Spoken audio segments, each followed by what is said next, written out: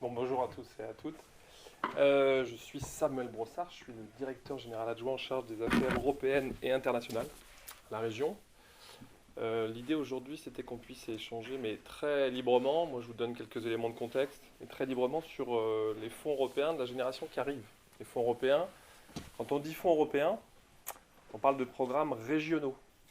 Donc vous oubliez tous les programmes qui sont gérés au niveau de la Commission européenne, Europe créative, tous ces projets-là sont gérés en direct et ne sont pas gérés par la région en tant que telle. Donc là, on parle de vraiment que simplement des programmes européens qui sont gérés à l'échelon régional. Vous verrez, il y a quand même beaucoup d'argent. Votre thématique n'est pas forcément celle qui tombe sous le sens, donc il faut pouvoir y rentrer, et il faut peut-être qu'on échange là-dessus, y rentrer par d'autres biais. Donc l'idée, c'est que je vous donne un petit peu un aperçu, le contexte actuel qui est un peu compliqué, budgétaire, les calendriers et puis un peu de matière. C'est pas très très long, il y a 5-6 diapos sur lesquels il faut qu'on puisse échanger, mais ça permet d'avoir un sujet ensuite d'échange et de discussion. Vous avez à l'écran le projet de budget de l'Union européenne. L'Union européenne fonctionne avec un budget pluriannuel, c'est-à-dire qu'on a certes un vote annuel de budget, comme n'importe quelle structure ou n'importe quel État ou collectivité, mais dans une perspective pluriannuelle. C'est-à-dire que la Commission, depuis le début des années 2000, fonctionne avec des perspectives de 7 ans, 2000, 2006, 2007, 2013, 2014, 2020. Et là, sur la génération qui arrive, 2021-2027, on a gardé cette période-là, qui est assez longue pour justement pouvoir se projeter un peu dans des projets d'importance et donner de la stabilité aux acteurs régionaux. Le projet de budget de 1279 milliards, c'est la proposition de la Commission qui a été faite il y a un peu plus d'un an, fin mai 2018. Vous voyez qu'entre la proposition de la Commission et aujourd'hui, on n'en est toujours pas sorti. Le Parlement a été réélu, vous avez des nouveaux commissaires qui sont en train d'arriver, enfin il y en a 3 qui n'arriveront pas, les commissaires, dont la commissaire française, puisque la France va devoir resoumettre un nom dans les tout aux prochains jours, ou voilà, toutes prochaines heures même, pour qu'ils soient ensuite redésignés. Donc on prend beaucoup de retard en ce moment. Et il se murmure maintenant que l'actuelle commission va devoir faire, on va dire, un intérim pour la prochaine. Ils vont prolonger le mandat de l'actuelle commission pour gérer les affaires courantes le temps que l'autre commission européenne soit désignée. Vous voyez aussi que le processus de désignation des commissaires est de plus en plus démocratique, puisqu'ils passent devant chacune des commissions du Parlement, ils donnent un avis, si c'est négatif, vous rentrez chez vous et l'État membre doit en redésigner. Bon, tout ça pour dire que ça prend, entre guillemets, là, beaucoup de retard. Le budget est en train d'être négocié, donc entre le Parlement qui vient de s'installer, la Commission, elle ne peut pas forcément négocier comme elle le souhaiterait. Donc on pense avoir le résultat de ces arbitrages-là et du vote à la fin de l'année, début de l'année prochaine. Ça dépend des présidences. Là, on est sous présidence finlandaise. Si la présidence finlandaise arrive à faire avancer ce projet de budget et à le faire adopter, avec un peu de chance, on a un accord. Mais ce que vous voyez à l'écran ne sera pas le budget adopté. Ça, c'est la proposition de la Commission, et c'est jamais ce qui est adopté. La proposition de la Commission, là, elle est un peu plus haute que ce qui va être adopté. Là, pour votre information, 1279 milliards d'euros. Sur 7 ans, ça représente 1,11%. Le chiffre, c'est pas pour le savoir, c'est 1,11% du PIB européen. C'est une espèce de norme. Le budget, il oscille entre le 1% de la richesse européenne. Et le plus qu'on a eu aujourd'hui, c'était 1,22, 1,24% historiquement. L'actuel budget européen, c'était le premier qui était en baisse de l'histoire. Et donc celui-là, la proposition de la Commission, c'est 1,11. Et ça ne sera pas ce qui sera adopté, on sera apparemment entre 1,03 et 1,06. Tout ça pour dire que les rubriques budgétaires que vous voyez à l'écran là vont baisser. Si on s'intéresse aux rubriques budgétaires, et c'est juste pour aller rapidement parce que sinon ça prendrait beaucoup de temps, mais vous avez deux grandes politiques en Union européenne. Il faut savoir que c'est un peu binaire, de moins en moins, mais ça l'a été pendant très longtemps. Les deux parties en vert, c'est la politique de cohésion. La politique de cohésion, c'est les fonds européens qu'on a en région, qui s'appellent FEDER, FSE, Fonds social européen, Fonds européen de développement régional. je crois que vous pouvez être amené dans votre mission, ou en tout cas à les croiser ci et là, selon les projets sur lesquels vous travaillez. Et donc ça, c'est la partie vert foncé. Cohésion et valeurs, c'est le plus gros montant, c'est 35% du budget de l'Union européenne. Donc budget très important, on verra tout à l'heure, ça va principalement aux régions les plus en retard de développement, donc avec des niveaux de richesse très éloignés de la moyenne européenne. Puis vous avez la deuxième grande politique qui est sûrement la plus connue, c'est la politique agricole commune en vert clair. Vous voyez que dans vert clair, ressources naturelles et environnement, vous avez un item agriculture et politique maritime. Donc ça, la PAC, comme on dit, c'est ici, c'est aussi un gros 30%. Donc les deux politiques, là, ça fait quasiment 70% du budget européen. Donc c'est assez considérable, il n'y a pas beaucoup de répartition, c'est pas chacun à 5%. L'Europe, c'est avant tout, j'aide les régions en retard de développement et j'aide les agriculteurs et les organisations agricoles. Et puis après, dans les 30% qui restent, vous avez des politiques. Ce que je dis là, il y a 15 ou 20 ans, c'était 80-85% sur ces deux politiques. Donc ça tend à diminuer. Et le reste des 30%, vous avez des politiques qui sont en train de prendre beaucoup de place. La première en haut, en orange, c'est le bloc recherche qui est en train de prendre une très grosse place, puisque là, il y a une augmentation de l'ordre de 100 milliards d'euros sur la période. Bon, ça reste encore assez mesuré par rapport aux montants considérables que peuvent mettre la Chine, les États-Unis et des régions comme ça sur la recherche, mais en tout cas, il y a une augmentation assez importante. Une autre augmentation qui concerne le sujet migration et frontières, puisque notamment l'Union européenne devrait se doter de gardes-frontières un peu plus structurées qu'aujourd'hui. Et puis le sujet défense qui monte aussi en haut à droite, même si c'est des montants, vous voyez, encore un peu modestes, mais le sujet défense, à l'origine, qui était traité plutôt sous l'angle industrie de la défense, est en train aussi de prendre un peu de place. Donc tout ça pour dire que dès que d'autres politiques se développent, à droite à gauche, eh bien c'est les deux grandes politiques, politique agricole et les politiques de cohésion, qui non pas en font les frais, mais en tout cas qui servent de poche pour alimenter ces nouvelles politiques.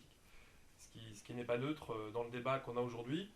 Vous avez bien vu, par exemple, le gouvernement français, il a mis une ligne rouge en ce moment sur la politique agricole. Il ne veut pas qu'elle diminue pour la France, mais au global. Donc, si on veut faire ce que les États ont demandé, y compris la France, et 3 nouvelles priorités, il va bien falloir trouver un endroit, dans la mesure où on n'augmente pas le budget, voire même on va le baisser par rapport à cette proposition, il va bien falloir trouver un endroit où aller chercher ces crédits. Juste aussi une précision, ça c'est la partie dépenses. Sur la partie ressources de l'Union européenne, ce qu'il faut savoir, c'est que les ressources de l'Union européenne à plus de 70% aujourd'hui, ça augmente aussi de plus en plus, mais les fonds de l'Union européenne sont basés sur des dotations, des contributions des États membres, basées sur leur richesse. Plus vous êtes riche, plus vous contribuez au budget de l'Union européenne. C'est pour ça que vous avez les 4 États membres, Allemagne, France, Italie et Grande-Bretagne, qui est encore membre de l'Union européenne, qui amènent 50% du budget de l'Union européenne en ressources. Donc c'est une ressource qu'on appelle sur le revenu national brut, le RNB. Et donc cette ressource, plus vous êtes riche, plus vous allez payer. Après, ce qui explique que les négociations ne soient pas forcément toujours très saines dans le budget européen, parce qu'on appelle ça la politique du juste retour. C'est-à-dire que je participe à hauteur de temps au budget européen, j'estime que j'ai le droit à, et cette mécanique-là n'est pas forcément très bonne. Longtemps, la Grande-Bretagne a eu et toujours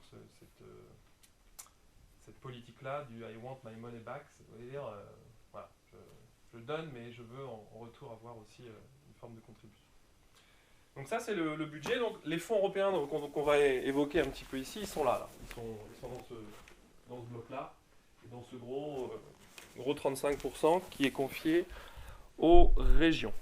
Ça, c'est la ventilation des millions d'euros, parce que là, on est en millions d'euros, de la région Nouvelle-Aquitaine désormais. Donc les 3 blocs de gauche, FEADER, vous voyez, FSE, IEJ, FEDER, FE1 pour ma détailler, et bien ça c'est la somme des programmes par ancienne région, parce qu'on n'a pas fusionné les programmes, c'était trop compliqué. Les programmes avaient été adoptés fin 2014, les refusionnés 1 an et demi après, ça aurait été une catastrophe. Sachant que pour faire un programme, on met 2 ans à peu près de négociation avec la Commission. Donc ça, c'est la photographie telle qu'elle existe aujourd'hui. Et là, vous avez 2,5 milliards d'euros sur 7 ans de fonds européens qui sont gérés par la région. Sur ces 2,5 milliards d'euros, ça se dispatche entre 4 fonds. Le fonds que vous avez ici qui s'appelle FEADER, Fonds européen agricole de développement rural, c'est le plus, vous voyez, le plus important avec 1,6 milliard d'euros. 1,6 milliard d'euros sur les 7 ans. Et là, on va aider principalement les agriculteurs, des mesures agro-environnementales, le passage au bio de certains agriculteurs. Les mesures agro-environnementales, c'est des mesures qui aident les agriculteurs à avoir des comportements en termes d'environnement un peu plus favorables. Et on aide aussi beaucoup ce qu'on appelle des indemnités compensatoires, des handicaps naturels. Pour faire très simple, quand vous êtes un agriculteur en zone de montagne, vous allez avoir une dotation au titre du FEADER plus importante parce que faire votre métier à 1500 mètres d'altitude, c'est bien plus compliqué que si vous êtes dans la Beauce. Et donc voilà, il y a beaucoup de mécanismes comme ça qui fonctionnent. Donc ce fonds, il est très important. Il aide l'agriculture et le développement rural. Et sur le sujet de la grande famille culture, on peut avoir des montants parfois assez importants, entre guillemets, de FEADER sur des initiatives de festivals qui peuvent être soutenues avec ce FEADER ou des initiatives locales, culturelles, qui peuvent être soutenues avec ce fonds. Alors l'équilibre entre la partie agricole et la partie développement rural, c'est 90-10. 90 agricole et plutôt 10 développement local. Donc voilà, c'est une cohabitation parfois qui n'est pas toujours très simple. Le FSE, c'est le Fonds social européen. Donc la région a, sur les 3 régions, environ 150 millions d'euros de fonds social européens. Ça aide à former les demandeurs d'emploi. La région, c'est une de ses compétences, donc on forme des demandeurs d'emploi. Donc on finance des dépenses sur ce sujet-là. On achète de la formation, pour faire très simple, sur le territoire, de différentes formations, du niveau 5 ou infra 5 jusqu'à bac plus 3, 4 au-dessus. Voilà. Ça peut aussi servir à aider des structures d'économie sociale et solidaire qui sont aidées avec ces fonds-là pour des projets, du fonctionnement généralement non, mais pour des projets sur plusieurs années d'ailleurs, qui peuvent être soutenus.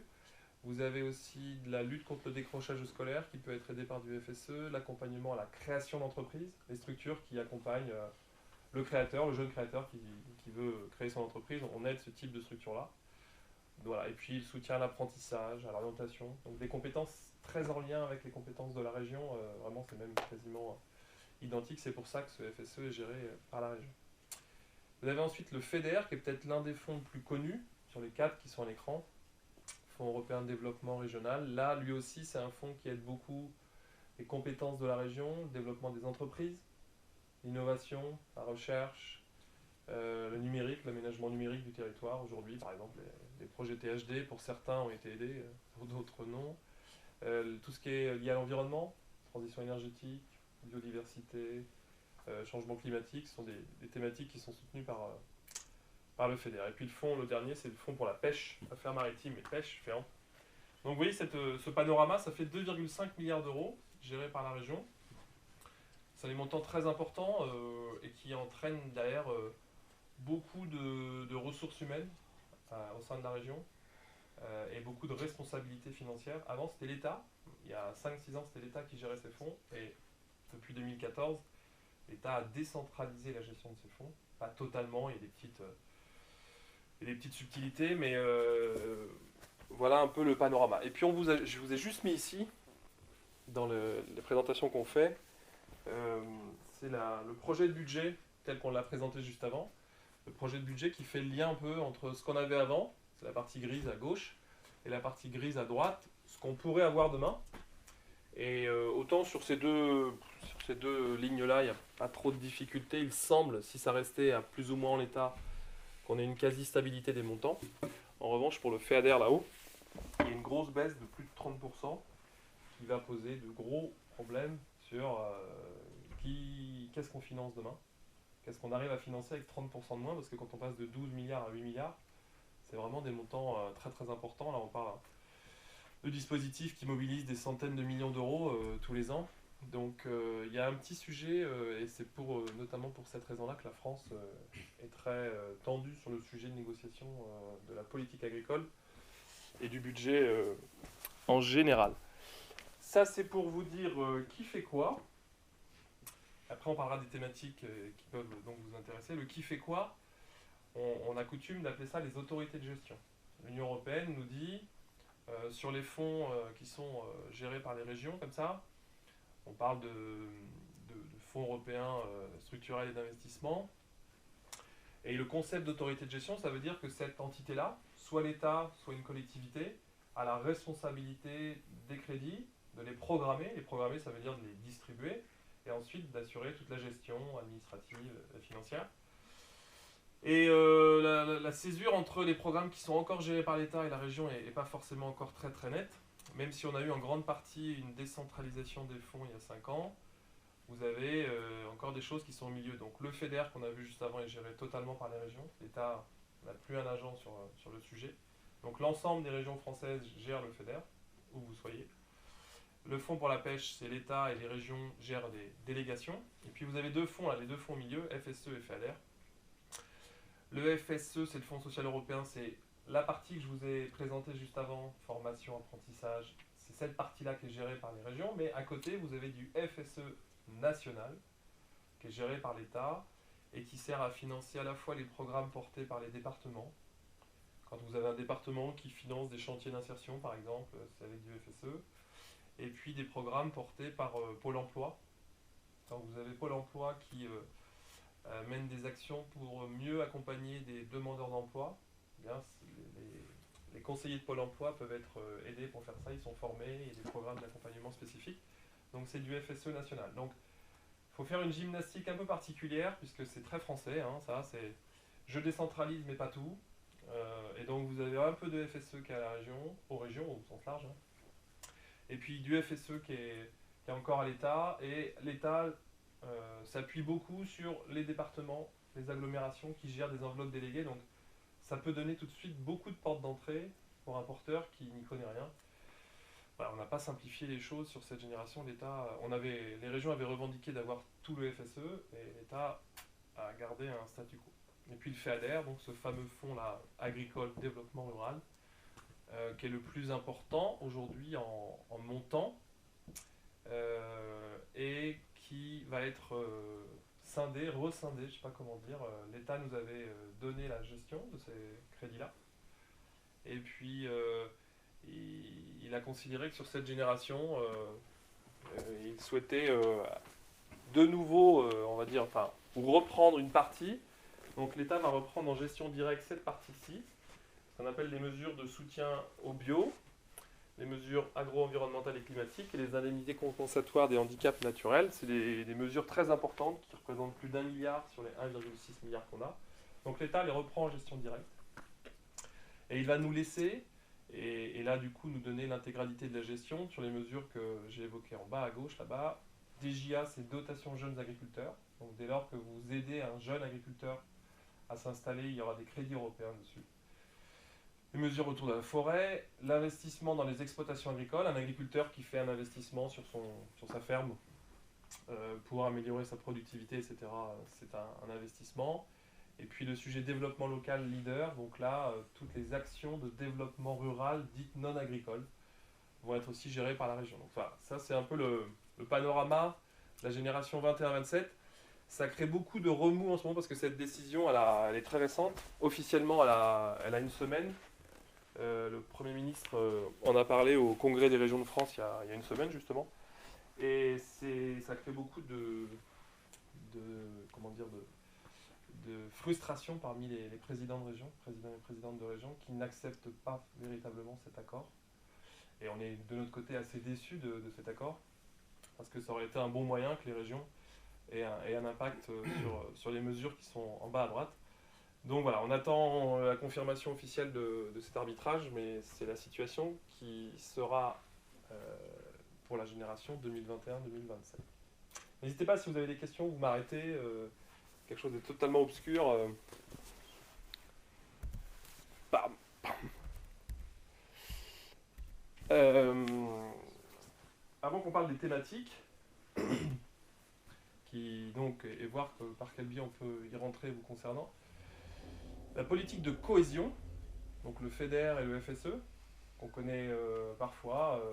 Il n'y a pas d'argent européen sur cette structure, par exemple, mais je pense que dans la ville de Bordeaux, vous trouverez des dizaines ou des centaines de projets plutôt où vous avez eu du Fonds social européen, vous avez eu du FEDER pour construire.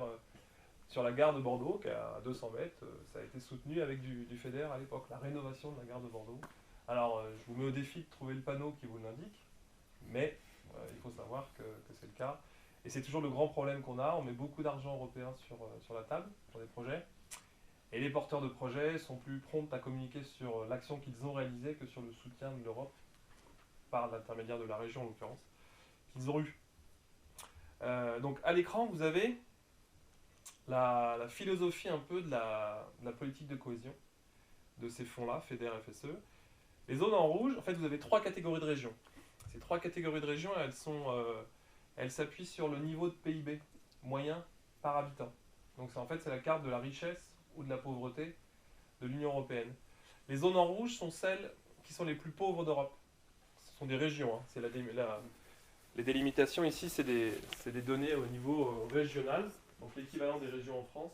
Et vous voyez que la Commission compte encore, elle s'appuie encore sur les anciennes limites en France. Donc ça, en rouge, c'est les zones les plus pauvres d'Europe. Elles ont un PIB moyen par habitant inférieur à 75% de la moyenne du PIB communautaire. C'est assez important. À titre d'information, inférieur à 75% pour la France, seulement les 5 DOM sont concernés. Guyane, Martinique, Guadeloupe, Réunion et Mayotte. La Guyane, par exemple, et Mayotte ont des niveaux de PIB qui sont au niveau de 50% de la moyenne européenne. Donc c'est des montants qui sont assez importants, qui sont significativement pauvres. Et donc tout ce qui est en dessous de 75% de la moyenne du PIB communautaire, c'est en rouge. Et c'est là qu'on va concentrer la majorité des crédits. C'est là qu'on va mettre le paquet avec cet argent-là. Et qu'on va donner cet argent donc à ces régions-là. 80%, c'est pas 80% du territoire. Hein. Là, vous voyez qu'on n'est même pas sur la moitié du territoire, mais ça concentre 80% des crédits. Vous avez la deuxième catégorie, en orange foncé, où la France est quasiment intégralement couverte. Là, c'est ce qu'on appelle la catégorie des régions en transition. Transition, ça veut dire qu'elles ont un niveau de PIB qui est un peu à cheval entre tout ça, entre 75% et 100% de la moyenne du PIB communautaire. Donc en dessous de la moyenne, en dessous de la richesse européenne moyenne. Et seule Île-de-France et Rhône-Alpes sont au-dessus, Île-de-France largement au-dessus, qui est dans le top 10 des régions les plus riches d'Europe. Rhône-Alpes, c'est pas le cas, ils sont un peu au-dessus de la moyenne, mais c'est pas dans le top 10. Tout le reste, toutes les autres régions françaises, sont plus pauvres que la moyenne européenne, en niveau de PIB moyen par habitant en standard de pouvoir d'achat, si je vais au bout de la logique.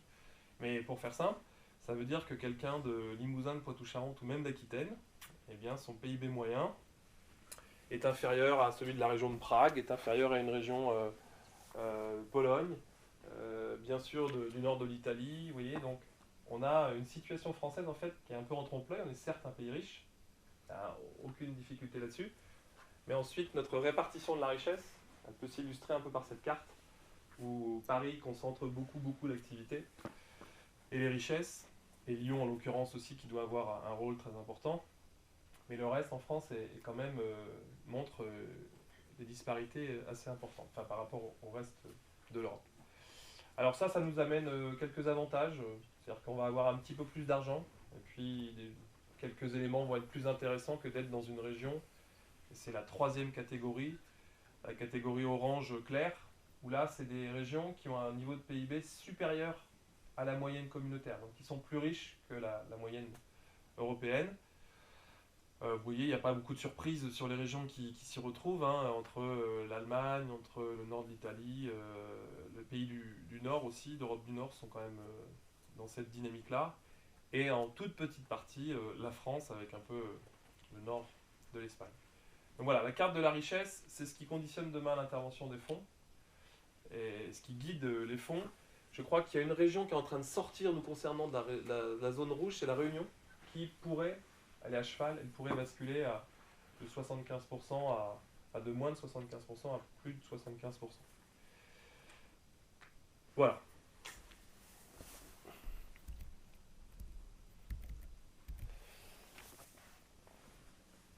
Sur les thématiques, vous avez, sur la prochaine génération de fonds, et c'est ces 5 thématiques-là qu'il faut avoir à l'esprit aujourd'hui pour savoir si oui ou non on va réussir à pouvoir faire financer un projet ou à l'inscrire dans ces fonds-là. Vous avez 5 thématiques. La Commission nous dit pour le FEDER et le FSE, je propose 5 grandes thématiques et les fonds devront respecter ce cadre-là. La première thématique, c'est le soutien à la recherche, à l'innovation, au développement des PME et à la numérisation de l'économie. Ça, c'est la priorité des priorités pour la Commission européenne, pour ces fonds-là. Parce que ça fait déjà quelques générations que c'est une grande priorité. Et puis, les fonds ont un effet levier sur ce type de soutien. Donc là, sur ce type de dépenses, on soutient beaucoup les universités dans leur programme de recherche, la recherche privée également.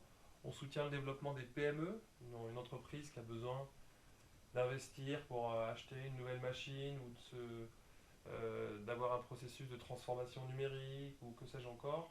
Elle est soutenue par la région, mais aussi grâce à ces fonds européens-là. Donc ça, c'est des montants assez importants parce que la Commission nous dit sur l'ensemble de ces 5 thématiques-là, je propose que 60% des crédits soient fléchés du FEDER, soient fléchés sur cette thématique. Donc 60%, vous voyez, sur le premier déjà, ça va laisser un peu moins de marge de manœuvre sur le reste. Et donc là, on a vraiment, aujourd'hui, nos 6 universités sont soutenues par ce type de soutien du FEDER. Aujourd'hui, je pense qu'on doit avoir aux alentours de 30 ou 40% des crédits actuels des 700 millions de FEDER qui sont fléchés sur ces thématiques. Un peu plus, ouais, je dirais, ouais. Ça frôlera certainement les 45-50%. Deuxième thématique qui concerne l'environnement, au sens large. Donc là, l'environnement, c'est à la fois transition énergétique et efficacité énergétique. C'est adaptation et lutte contre le changement climatique, c'est préservation de la biodiversité, c'est économie circulaire. Voilà, l'ensemble de ces thématiques-là, demain la Commission propose de bien sûr l'ériger en priorité, la priorité numéro 2. Et elle nous dit grosso modo que nos programmes demain devraient ressembler à 1 plus 2, 85% des crédits. Donc si je mets 60% sur la première thématique, je pourrais mettre 25% ou plus sur la deuxième. Certains pourraient mettre même tout le programme sur le 1 et le 2. Certains pourraient même tout mettre sur le 1. En tout cas, ça guide déjà sur qu'est-ce qu'on a le droit de faire, ou en tout cas, qu'est-ce qu'on a le droit de faire. Comment la Commission oriente un peu les choses. Et sur ces sujets-là, alors là, typiquement sur cette deuxième thématique-là, on aide la rénovation énergétique des logements sociaux, et d'ailleurs sociaux, sur le territoire. Certains programmes de rénovation aussi de bâtiments publics. Je sais pas, vous avez un bâtiment public, sport ou quoi que ce soit qui consomme des quantités astronomiques de fuel. Là, vous changez de système de chauffage, vous isolez, etc. etc. Vous développez aussi beaucoup, on soutient beaucoup aussi les énergies renouvelables, de tout type. Méthanisation, voilà, chaufferie bois également. Et puis, ce qui concerne la biodiversité, également un soutien très important apporté à l'ensemble, ou à toutes les structures qu'ils souhaitent et qu'ils peuvent, de préservation de la biodiversité. On parle des conservatoires régionaux, on parle de la LPO, on parle de toutes les associations dans le champ de l'environnement sont aidées généralement par du FEDER. Les parcs naturels régionaux sont aidés également sur le sujet environnement.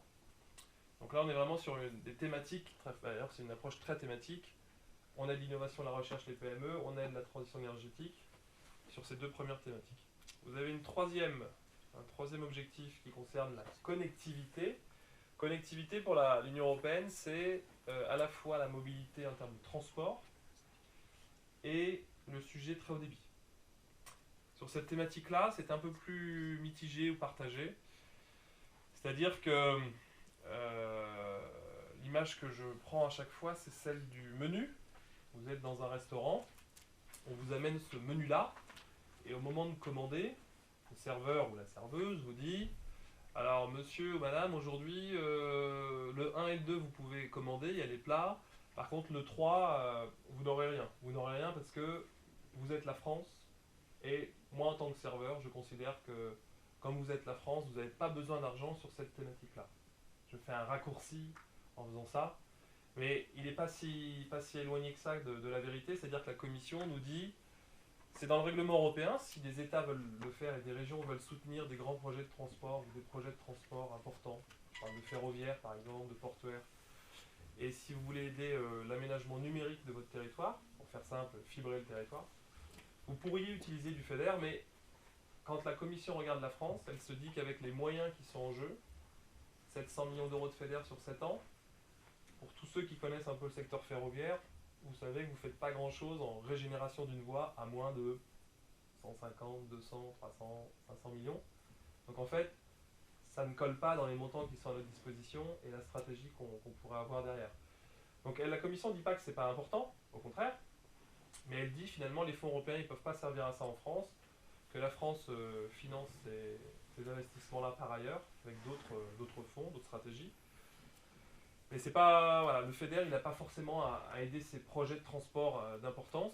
Et de la même façon pour le numérique, aujourd'hui la France, vue de Bruxelles, elle est pas loin d'être bien aménagée. Attention, hein, ce que je dis là, si vous aviez eu Brive, peut-être qu'il m'aurait dit l'inverse, ou certains territoires en Dordogne ou en Creuse nous disent aujourd'hui c'est quand même pas encore bien terrible. Mais avec les travaux qui sont engagés, la Commission nous dit que c'est peut-être plus la peine d'aider ce type de dépenses. Donc le 3, si ça se trouve, il y a quelques chances, voire de fortes chances, qu'on n'ait même pas le loisir de dire on souhaite utiliser du FEDER et des fonds européens pour cette thématique-là. Alors après, il y a quelques nuances, ce que je dis là n'est pas aussi brut, mais il y a quelques nuances, on pourrait éventuellement aider si on arrive à démontrer à la Commission qu'il y a un vrai besoin, etc. Mais ça va être compliqué à le démontrer. Le quatrième objectif, l'Europe plus sociale, c'est le FSE, le Fonds social européen. Et alors dans le FSE, vous avez tout ce que j'ai dit tout à l'heure, c'est-à-dire l'ensemble des interventions qui, de près ou de loin, peuvent financer l'inclusion sociale portée par des départements, l'État aussi le fait, les chantiers d'insertion, typiquement un chantier d'insertion aujourd'hui, il y a de fortes chances qu'un chantier d'insertion lambda sur la région il soit aidé avec des crédits nationaux et du Fonds social européen. Vous avez les actions portées par Pôle emploi, comme j'ai dit tout à l'heure. Vous allez avoir des actions portées par la région, de formation, orientation, décrochage scolaire, enfin plein d'actions que j'ai déjà citées, développement de l'apprentissage. Et tout ça est intégré dans le sujet Europe plus sociale, donc soutenu par le Fonds social européen. Vous avez aussi dans ce FSE des petits fonds qui ont été intégrés, des petites interventions qui servent à... vous connaissez peut-être le Fonds européen d'aide aux démunis, le FEAD, qui sert pour les restos du cœur, qui sert pour le secours populaire, des actions comme ça. Ça, c'est un des fonds qui a une intervention maintenant qui s'appellera FSE, FSE+, d'ailleurs, et qui a été utilisé par les États pour ce type d'intervention. Donc, on ne sait pas forcément, mais je crois que c'est l'un des premiers soutiens au Resto du Cœur. Le FSE est l'un des premiers soutiens au Resto du Cœur, à côté des rentrées normales des Restos du Cœur qu'on connaît. Donc voilà, la partie FSE, elle ne change pas beaucoup par rapport à ce qu'on connaissait aujourd'hui. Sachez que la Commission, sa logique, c'est plutôt une logique de public cible que de thématique. Il y a certes des thématiques qui sont importantes, mais la Commission préfère nous dire, en France, et elle a dressé un diagnostic de la France, en France, vous avez une formation professionnelle qui est, qui nécessite d'être améliorée. Vous avez tout un tas le marché de l'emploi est parfois compliqué, encore un taux de chômage qui est assez élevé en France par rapport à d'autres États. Voilà, etc. etc. Et elle nous dit, raisonnons plutôt par public cible, et les publics cibles pour la Commission sur lesquels il faut intervenir en priorité, ce sont les plus défavorisés, c'est-à-dire les jeunes éloignés de l'emploi avec un faible niveau de qualification, et soit issus de l'immigration ou de quartiers défavorisés ou de zones défavorisées au sens large rural ou urbaine. Donc la Commission nous dit, si on pouvait mettre le paquet de l'argent FSE en France sur ces publics-là. Les autres publics sont aidés par les dispositifs régionaux ou nationaux, mais la Commission nous dit merci de voir comment on peut flécher et maximiser l'intervention de l'Europe sur ces publics-là. Donc c'est un peu sa doctrine. Et puis le dernier objectif, qu'on appelle l'objectif plus proche, là, une Europe plus proche des citoyens, l'objectif un peu territorial. Territorial parce que ça veut dire que la logique d'intervention va être moins une logique thématique comme la recherche, l'environnement, mais plus une logique de projet de territoire. Et donc, on va pouvoir aider sur cette thématique normalement, ça reste à définir, on commence le travail seulement maintenant, des projets qui sont liés à l'aménagement du territoire, l'accès à des services publics ou à des services tout court en milieu rural par exemple, ou en quartier urbain défavorisé. Je pense aux soins, à la santé, je pense à l'éducation, je pense à la mobilité tout court, enfin aux services publics aussi en général. Vous allez avoir aussi le sujet aménagement de centre-bourg, rénovation, réhabilitation des friches dans les agglomérations, dans les villes. Vous allez avoir le sujet quartier urbain en difficulté. Que ce soit des actions dures ou des actions d'accompagnement des publics ou des citoyens dans ces zones-là. Donc un objectif aujourd'hui qui est un peu large. On ne sait pas encore totalement ce qu'on pourra faire véritablement, mais c'est assez ouvert pour avoir différentes démarches soutenues. Là, donc, typiquement dans cette thématique-là, on peut avoir aussi l'accès à la culture qui peut être soutenue si elle est reprise par les territoires. Voilà, donc c'est une nouveauté sur cette génération, ça n'existait pas en tant que tel aussi, de façon aussi formalisée sur l'actuelle génération. Et si on met 85% des crédits sur le 1 et le 2, qu'on met rien sur le 3, le quatrième c'est du FSE, donc c'est l'autre fonds. Le FEDER, on peut considérer que sur le FEDER, il pourrait y avoir des montants qui pourraient commencer à être intéressants sur cet objectif 5, parce que ça pourrait être au moins 15%, voire un peu plus en fonction des choix qu'on pourrait faire, puisque le règlement n'étant pas encore adopté, on a des choses qui sont en train de bouger, les chiffres que j'évoque avec vous là sont en train de bouger. Mais sur cette thématique-là, c'est une thématique, sur cet objectif-là, il est assez ouvert, aujourd'hui en tout cas, et il permettrait de prendre des choses qui peuvent sortir de l'ordinaire des fonds européens, en tout cas un peu plus de souplesse à prendre des projets qui ne sont pas forcément dans la ligne de ce qu'on connaît depuis quelques générations. Des questions? Des remarques? Savoir comment vous vous positionnez sur le sujet. Sur l'actuelle génération, dans le sujet culture, alors avec un grand C, on avait réussi à avoir quelques actions, quelques rares actions, mais quelques actions et quelques logiques sur le premier objectif, soutien aux PME. Entre guillemets, soutien aux PME, que la commission appelle, enfin, ce qu'on appelle culture ici, la commission, elle appelle ça les ICC, industrie culturelle et créative. C'est comme ça qu'on aborde le sujet avec elle. Et on avait notamment des actions possibles qui pouvaient être financées de soutien à la filière ICC. Il n'y a pas eu beaucoup de choses, je ne vous cache pas qu'il n'y a pas eu beaucoup de choses, notamment la logique était de dire, et c'est la logique de la commission, accompagnons les acteurs culturels à passer d'un modèle à un autre en termes économiques. C'est facile à dire, c'est plus dur à faire. En tout cas, il y aurait eu, si on avait souhaité, si on avait eu beaucoup de projets, on aurait pu avoir plus de projets justement sur cette thématique. Sur la première, soutien aux PME, quand je dis soutien aux PME, c'est tant au soutien au développement de la PME, mais qu'à la structuration de la filière, à l'accompagnement de la filière, etc. Pour accompagner justement ces PME. Là, dans cette première thématique, on aide aussi beaucoup tous les clusters de la région. Les clusters, les instituts Carnot, recherche, etc. Tout ce qui favorise à un moment donné l'écosystème de l'innovation, la croissance des PME, est soutenu et peut être soutenu demain. Donc on avait un petit sujet culture possible par l'intermédiaire ici de l'économie sociale et solidaire dans cette thématique FSE. On a soutenu des associations avec des projets qui avaient une connotation culturelle aussi. Alors là, sur des plus petits projets, là, ESS, le soutien, il est entre 15, 20, 30 000 euros de FSE, c'est des montants qui sont assez raisonnables.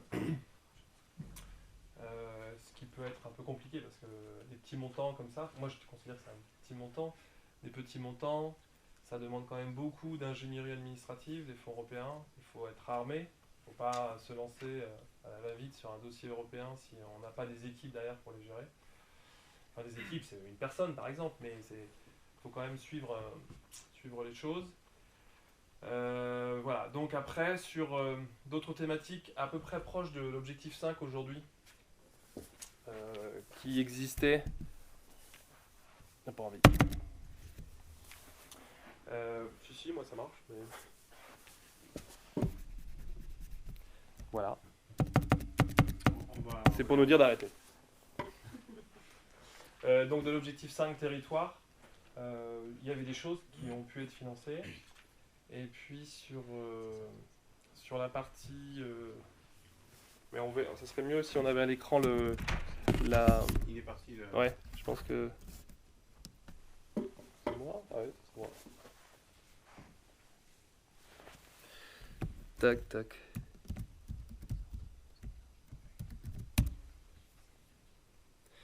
Voilà, sur la partie 5, on peut avoir des démarches similaires, mais c'était moins net. Demain, ce sera peut-être plus facile. Peut-être qu'on peut, sauf si vous avez des questions, vous m'arrêtez, parce que sinon, je vais dérouler ça et vous n'aurez pas eu beaucoup d'informations. Là, on a parlé de programmes régionaux. Donc, les programmes régionaux, c'est le fonds que j'ai évoqué. Vous avez des programmes, aujourd'hui c'était un Nouvelle-Aquitaine, un Limousin et un Poitou-Charentes. Demain il n'y en aura qu'un, ce sera un programme Nouvelle-Aquitaine. Et chaque région d'Europe, les 271 régions d'Europe je crois, ou 274, ont un programme comme ça. Alors après, selon les États membres, c'est organisé différemment. Parfois c'est un programme national, parce que l'État a décidé que c'était comme ça. Et en région, enfin en France, c'est des programmes régionaux. À côté de ces programmes régionaux, qui sont gérés par la région, en l'occurrence, vous avez d'autres programmes qu'on appelle des programmes de coopération territoriale européenne. Pour ceux qui connaissent peut-être mieux, c'est des programmes dits Interreg.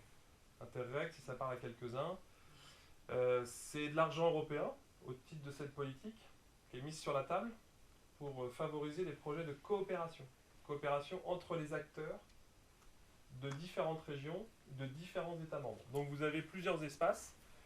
La Commission définit des espaces de coopération, à la fois un espace de coopération, enfin des espaces de coopération transfrontaliers, et donc sur tous les sujets transfrontaliers en Europe, vous avez un espace qui est créé, donc vous en avez un en Nouvelle-Aquitaine, c'est le sujet Espagne, France, Andorre, donc vous avez un programme sur cette zone-là, avec de l'argent, je crois que c'est 160, 170 millions d'euros, c'est pas énorme, mais sur cette zone-là, donc il prend chez nous les Pyrénées-Atlantiques, de leur côté Andorre, et puis les régions de la frontière espagnole, sachant qu'Occitanie aussi est concernée. Là, vous avez de l'argent qui est mis sur la table pour favoriser des projets de coopération. La particularité de Interreg, c'est qu'il faut se mettre avec quelqu'un d'une autre région, d'un autre État, pour bénéficier de ces fonds européens. L'idée, c'est vraiment de forcer les gens à travailler ensemble. Donc, il y a quelques années, si j'ai un exemple comme ça, on avait travaillé à l'échelle de l'Atlantique, de la région Atlantique. Quand je dis la région Atlantique, vous voyez, ça part du Portugal, l'Espagne, ça remonte à la France, Grande-Bretagne. On avait travaillé à un projet de renforcement de la sécurité des côtes en cas d'avarie pétrolière. Donc, histoire d'avoir des remorqueurs pas trop loin sur cette côte-là, pour tout de suite essayer de remorquer un bateau qui était en difficulté, pour traiter les zones qui avaient été polluées. Donc c'est le type de choses qu'on peut avoir. L'exemple type qui existe, mais il y en a deux en Europe, c'est l'hôpital qui a été créé quasiment sur la frontière entre la région Occitanie et l'Espagne. Il y a un hôpital transfrontalier en fait qui a été créé, qui permet aux Espagnols de cette zone-là et aux Français de cette zone de venir se soigner dans un hôpital franco-espagnol. Donc il y a eu de l'argent de ce projet-là, enfin de ces thématiques-là, qui ont été mis en place. Et là aussi, même si ce n'est pas les projets les plus nombreux, on peut avoir de la coopération et des projets qui, de près ou de loin, touchent le sujet culturel. Il y a deux autres espaces en région qui sont concernés. Donc on a le sujet transfrontalier, mais il y a aussi les espaces transnationaux. Donc je disais l'espace atlantique qui existe. Et puis il y a un espace qui s'appelle Sud-Ouest. Sud-Ouest, c'est le centre de la France, toute la France, la moitié de la France, et puis toute la partie espagnole. Et donc dans ces zones que la Commission détermine, eh bien, on a de l'argent donné à chacune de ces zones avec un programme finalement pour gérer ces programmes-là. Il y en a beaucoup en Europe, je crois qu'il y a 25 ou 30 zones de coopération comme ça. Vous avez un espace baltique, un espace méditerranéen, etc., etc. Ce qui fait que même la Suisse bénéficie de fonds européens, puisque la Suisse est en coopération transfrontalière avec l'Italie, la France, et il y a un programme qui fait que la Suisse, alors je vous rassure pas énormément, mais la Suisse peut bénéficier sur certains sujets de fonds européens au titre d'Interreg, la coopération européenne. Et puis vous avez la dernière partie de phrase. Oui. Et ce sont tout type de projets qui peuvent être soutenus dans le cadre d'un programme Interreg? Tout type de projet, ils ont un programme en fait.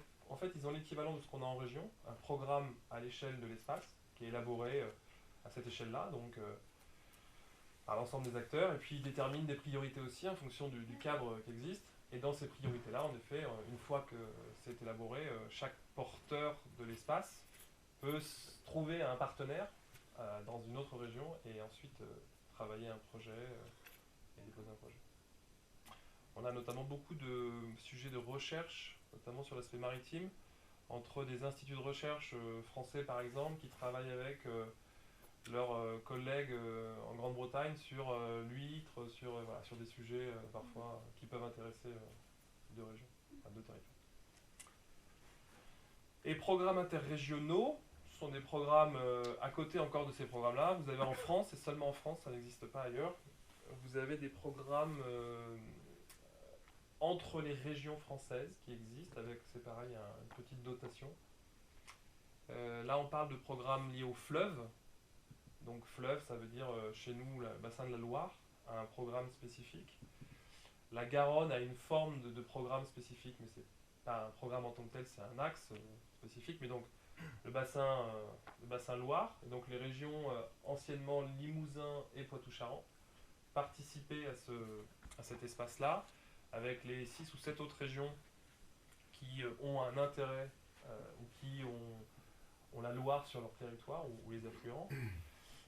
Et deux autres qui existent en région qui concernent les massifs pyrénéens et de l'autre côté le massif central. Donc là aussi, pour mener des actions en commun à l'échelle de ces territoires-là, vous avez des programmes qui ont été mis en place, Pyrénées, un programme Pyrénées et un programme massif central. Bon, c'est des petits montants vraiment légers. Là, on est sur quelques priorités très resserrées. Sur les massifs, c'est beaucoup le sujet aménagement rural pour les Pyrénées, notamment en montagne en tant que tel.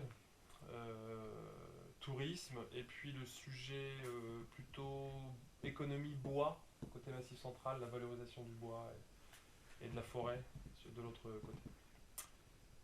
Donc voilà pour les programmes qui sont à côté des grands programmes régionaux. Sur la pêche, je ne sais pas si ça vaut qu'on en parle. En revanche, sur la politique agricole, là où ça peut avoir un intérêt pour vous, c'est... Alors, la politique agricole, je disais tout à l'heure, c'est l'équilibre, il doit être 90-10, donc 90% des interventions concernent le secteur agricole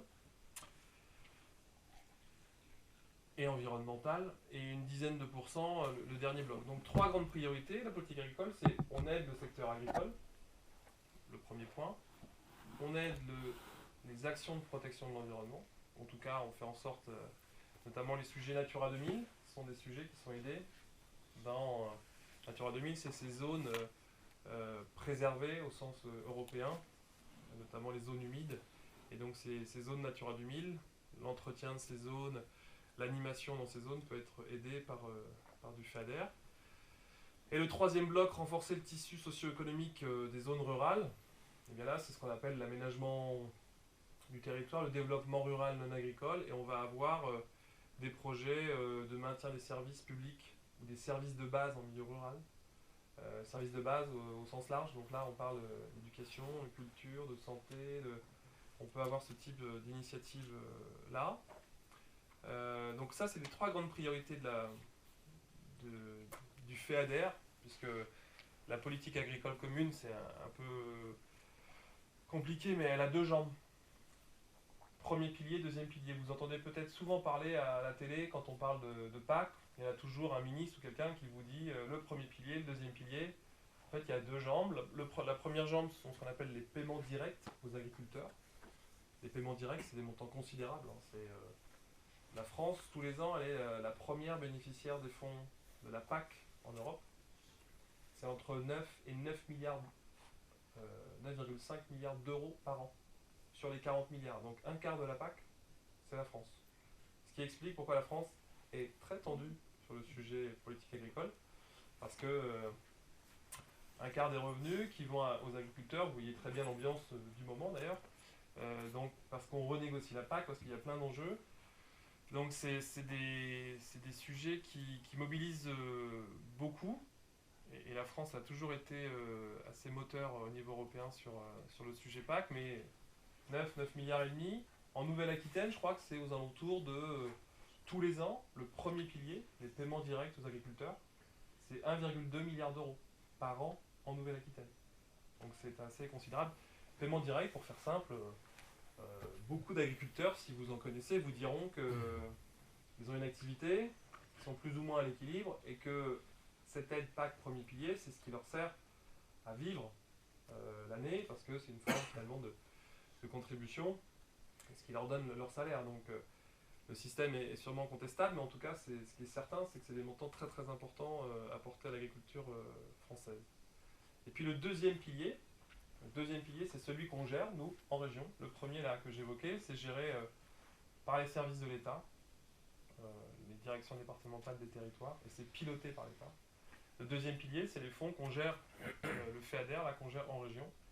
Là, les montants sont moins forts, hein, 1,6 milliard sur 7 ans, mais ça reste des montants également très importants, parce que quand vous avez 300 millions d'euros, un peu moins, mais un peu moins de 300 millions d'euros par an, c'est aussi des montants considérables, même si ça n'a rien à voir avec le premier pilier. Voilà, peut-être juste vous dire que sur la prochaine génération, l'État, donc je disais tout à l'heure, reprend en partie les choses, c'est-à-dire qu'il nous avait donné ce FEADER, et sur le FEADER qu'il nous a donné il y a 5 ans, il a décidé de reprendre les 2 tiers de ce FEADER en gestion directe. Alors ça fait l'objet de, comme je vous le disais, d'une forte opposition des régions françaises qui souhaitaient garder cette partie-là en disant vous nous enlevez tout ce qui concerne le développement du bio, des mesures agro-environnementales, et c'est justement grâce à ces mesures que nous, les régions, ont souhaité aider les agriculteurs justement à s'engager dans la transition agroécologique. Donc si vous nous enlevez le levier, qu'est-ce qu'on va faire de notre côté pour les accompagner? Donc voilà, c'est un petit peu tendu en ce moment avec le gouvernement sur le sujet. Et donc comme il nous reprend une partie et qu'il nous en laisse une autre, l'architecture change. Aujourd'hui, vous aviez un programme par région. Un programme par région, c'est-à-dire qu'aujourd'hui, dans cette région, vous aviez 3 programmes, parce qu'il y avait 3 anciennes régions, ce qu'on appelle des programmes de développement rural. Et demain, il y en aura plus, puisqu'on nous dit que désormais, on n'aurait plus qu'un programme au niveau national. Donc c'est vraiment une forme de renationalisation de cette politique. Un programme national, un grand programme national qui s'appelle un PSN, Plan Stratégique National, et dedans vous aurez toutes les interventions de toutes les régions. Donc chaque région viendra mettre son diagnostic, sa stratégie, ses dispositifs, y compris sur le sujet, le troisième sujet, qui est le sujet renforcer le tissu socio-économique des zones rurales, donc le développement rural non agricole, au sens très large. Donc voilà un peu le FEADER. Dans ce FEADER, vous avez l'initiative, là je n'ai pas à l'écran, une initiative qui est intéressante, qui s'appelle LEADER. LEADER, c'est assez, voire très connu sur les territoires. C'est une petite partie de ces crédits-là, de cette troisième thématique. Et c'est une enveloppe de crédit qu'on donne en gestion à des acteurs locaux, qu'on appelle des GAL. Enfin, retenez juste qu'on donne une enveloppe de crédit FEADER à des acteurs locaux constitués. C'est généralement porté par des intercommunalités ou des pays, s'ils existent encore, ou des parcs naturels régionaux. Et cette enveloppe, c'est eux qui la gèrent. C'est-à-dire que la région ne fait rien si ce n'est instruire le dossier, mais instruire au sens administratif. C'est vraiment eux sur le territoire, le groupe d'action locale, composé d'acteurs publics et privés, qui déterminent quel projet ils soutiennent. Et dans ce cadre-là, LEADER, vous avez une grosse cinquantaine sur le territoire de leaders, donc quasiment toute la région est zonée. Vous avez comme ça, oui, 52 GAL sur le territoire. Et c'est eux qui nous disent sur mon territoire, j'ai soutenu, donc je vous disais tout à l'heure, le festival X ou Y, l'association X pour tel projet, projet de développement des énergies renouvelables, un projet de préservation de l'environnement, un projet d'aide à un agriculteur, etc. etc. Beaucoup aussi de projets circuits courts en milieu local. Et donc ça, cette petite initiative leader, elle fait que 5% du programme, mais elle est très connue parce qu'elle est très répandue sur le territoire. Et elle a malheureusement été très connue ces derniers mois, puisqu'elle avait pris beaucoup de retard. Il y a eu beaucoup de dysfonctionnements côté des outils informatiques, et puis les services instructeurs qui étaient à l'État ne pouvaient plus assurer chez nous l'instruction de ces mesures-là, donc ça a pris du retard. Mais c'est des mesures que vous pourrez rencontrer assez régulièrement sur le terrain, et qui permettent de financer sans remonter à la région. Voilà, c'est des montants plus petits, mais en direct, en local, avec le partenariat local, financer des projets qui ont un intérêt et qui respectent leur stratégie. Qu'est-ce que je peux vous dire d'autre, ou quelles sont les questions que vous pouvez avoir sur ce sujet-là, si vous connaissez un peu, ou pas du tout d'ailleurs, je ne sais pas, quel était votre niveau, ou quel est votre niveau d'acculturation des fonds. Est-ce qu'il y en a certains qui ont déjà bénéficié de fonds? Ou pas du tout? Ou alors vous ne le savez pas? Vous ne le savez pas, ou vous avez déjà bénéficié? J'ai bénéficié, mais pas dans ce cadre-là. Moi, c'est Europe Creative. Europe Creative. Alors c'est une démarche totalement différente en effet, parce que moi j'ai aucune idée de... Enfin j'ai aucune idée, si je sais ce qu'elle fait la commission, mais je ne sais pas quels sont les projets sélectionnés, je n'interviens pas dans le processus, c'est vraiment quelque chose qui est géré en direct par la Commission européenne, avec des points de contact nationaux parfois. Là, la démarche est un peu différente parce que la Commission nous donne les crédits en disant je vous fais confiance. On se met d'accord avant, je vous rassure, il faut 2 ans pour se mettre d'accord avec la Commission. Hein. Donc on se met d'accord sur des grandes priorités. Et ensuite, pendant 7 ans, vous déroulez votre programme et vous financez des opérations conformément à ce que vous avez négocié. Et la Commission n'est pas là tous les jours pour vous dire vous avez sélectionné quoi comme opération, celle-là ça me va, celle-là je suis pas d'accord, pas du tout. Elle vous laisse totalement libre de faire ce que vous voulez. C'est juste un peu lourd en termes de gestion derrière, parce que quand elle vous donne de l'argent, la Commission, il y a un contrôle excessivement important, puis on est sur quelques milliards d'euros. Donc ce qui explique aussi l'image des fonds européens, qui est une image très dégradée sur le sujet de lourdeur, complexité, qui n'est pas totalement faux, il faut le reconnaître. Donc voilà, et sinon, pas forcément aucun d'entre vous n'a soit bénéficié, soit tenté un jour, ou été... Non, mais vu votre exposé, là vous êtes devant un auditoire d'éditeurs, et moi, pour ma part, je ne sais pas trop comment me positionner dans ce que vous avez dit. D'ailleurs, les exemples sont assez rares, visiblement. Ouais, tout à fait. La question, sur la prochaine génération, qu'est-ce qui peut nous intéresser Moi, je pense que ce qui éventuellement peut coller, c'est ça. C'est rentrer dans ce cadre-là. Alors après, la question, c'est des éditeurs, quel est leur intérêt, ou quelle est la logique qui pourrait les amener à demain à dire tiens, les fonds européens, c'est sûrement une bonne idée, pourquoi pas. On est peut-être éloigné encore de ça, mais on est à un stade aujourd'hui où rien n'est écrit. Ce que vous avez à l'écran, c'est la proposition du règlement de la Commission. Le contenu du programme régional, il est aujourd'hui au stade de vraiment larvaire. Enfin, on débute, on fait des premières réunions, on commence à dégager quelques grands enjeux. Voilà. Après, c'est vrai qu'il faut reconnaître que les acteurs du monde culturel ne sont pas forcément la première cible des fonds européens, c'est évident. Et si on rentre par une logique plus thématique, la logique thématique est une logique qui finalement gomme le sujet, est-ce qu'on est de la culture ou pas? C'est plutôt, est-ce que les acteurs de ce secteur-là arrivent à s'insérer, et comment, dans ces priorités-là? Ouais.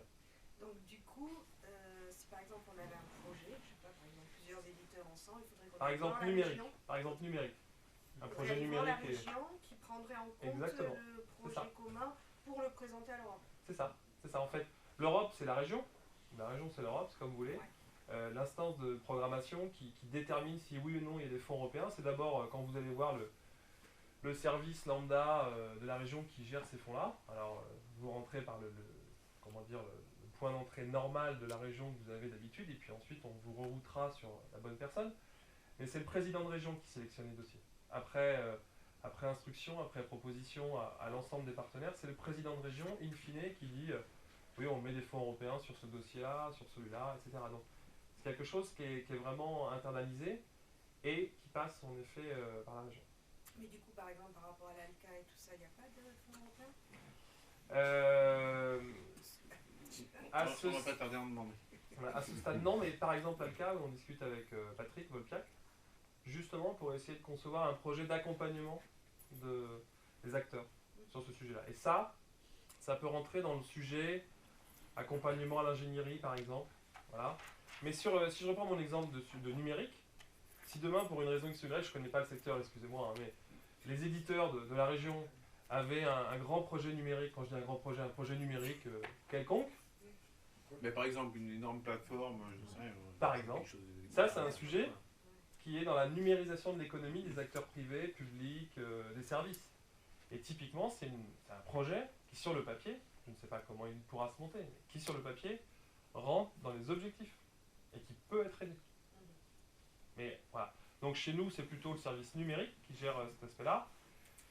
Et toujours en lien, après, le service numérique chez nous fera le lien avec le service qui, entre guillemets, suit la thématique, la direction de la culture chez nous. Donc il faut rentrer plutôt par une ambiance thématique, alors que vous voyez bien qu'une association environnementale, elle n'a pas le même raisonnement. Une association environnementale, ça fait 20 ans qu'elle bénéficie de fonds européens. Elle connaît, ça ne veut pas dire que c'est facile pour elle, ça ne veut pas dire qu'il n'y a pas de problème, mais elle connaît, elle se mobilise depuis des années. Dans les réunions d'élaboration, ils sont là, parce que c'est un vrai réseau qui fonctionne. Il n'y a pas de nouveauté, c'est un enjeu pour eux. Mais ils rentrent parce que eux, ils ont une thématique, c'est écrit quasiment mathématique intelligible.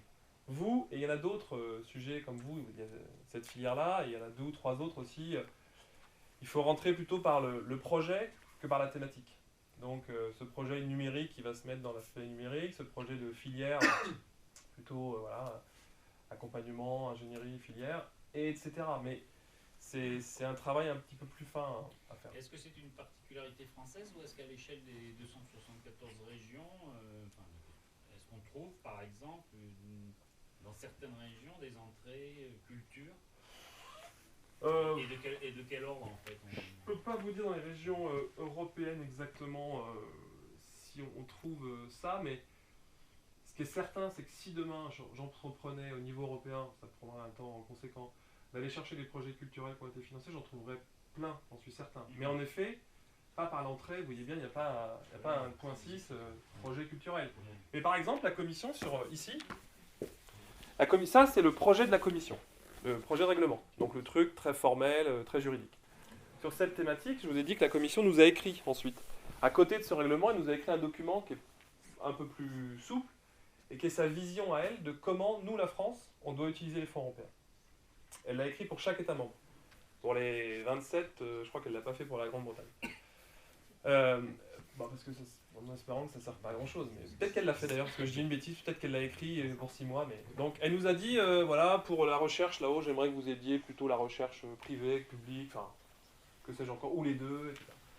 Et sur le sujet ici, là, 5, elle a écrit projet culture-tourisme. Enfin, culture, tourisme. Donc le mot culture figure quelque part, peut-être pas forcément dans cette énumération réglementaire, mais dans l'appréhension que la commission a de qu'est-ce qu'on pourrait aider comme projet en France, elle a mis ce terme-là qui n'était pas forcément très évident pour la Commission européenne en tant que telle. Donc, je dirais que si demain je fais le tour d'Europe des régions, je trouverai des projets culturels qui ont été soutenus. Culturel, soit animation, soit culturel investissement, parce que vous allez aussi trouver ça. Après, tourisme, culture, ça va être différent. Si vous allez en France, on est un pays riche, donc on a des fonds européens un peu moins que d'autres, quand même. Si vous allez dans le sud de l'Italie, en Espagne ou au Portugal, si vous passez des vacances là-bas, en Grèce, vous n'allez pas faire 10 mètres quand vous êtes un touriste sans croiser un beau drapeau européen vous disant que le musée dans lequel vous êtes, le magnifique temple corinthien, etc., a été financé ou rénové grâce à des fonds européens. Et vous avez aussi l'aspect animation qui peut exister. Donc, Voilà, j'ai pas de panorama à vous faire, je pense que la commission en a, elle, de son côté, il faudrait que je puisse chercher, mais ça existe. Il faut rentrer après par le bon En tout trou. cas, on se rend bien compte, enfin, je parle pour ceux qui sont là, j'imagine, et c'était un peu le sentiment déjà qu'on a eu ce matin.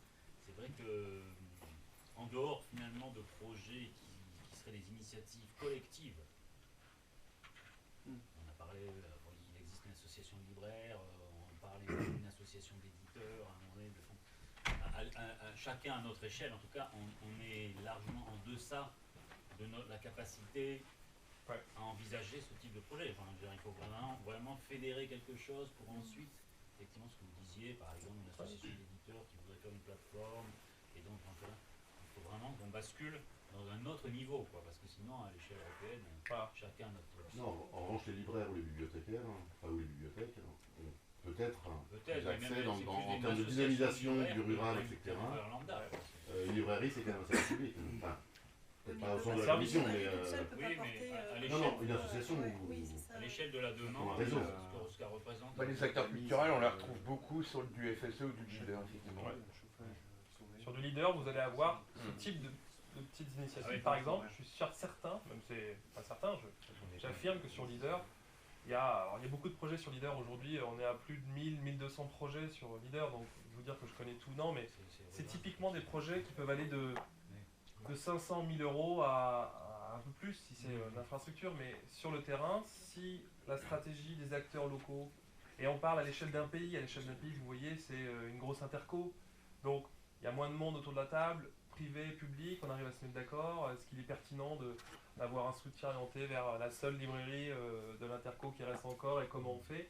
Ce type de projet-là, c'est vraiment des choses qui existent, qui peuvent exister en tout cas, qui peuvent être financées. Donc le travail, il est à faire à la fois là pendant, en termes de calendrier, pendant 1 an et demi à peu près, on va avoir une phase d'élaboration qui commence seulement là.